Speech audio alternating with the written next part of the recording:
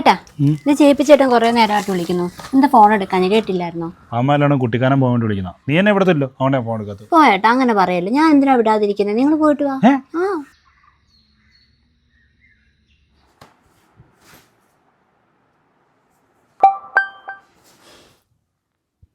എന്താ ഏട്ടാ? എടി EMI ഡ്യൂ ഡേറ്റ് ഇന്നാ. അതും കൂടെ അടച്ചു കഴിഞ്ഞപ്പോൾ ട്രിപ്പിനുള്ള കാശ് കഴിയത്തില്ല. അതിനാണ് വിഷമിച്ചിരിക്കുന്നേ. ഏട്ടനെ നീ വള കൊണ്ട് പണയം വെക്ക്. പക്ഷെ സാലറി എനിക്ക് എടുത്തു തരണം. ഏറ്റു വളയൊക്കെ ഒരു തരുന്നു.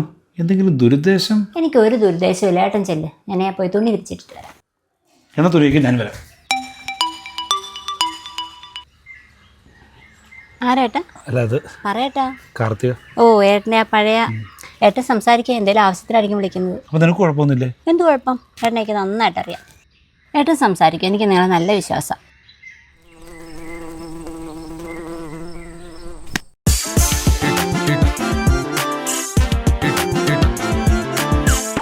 പുല്ല് സ്വപ്നമായിരുന്നോ?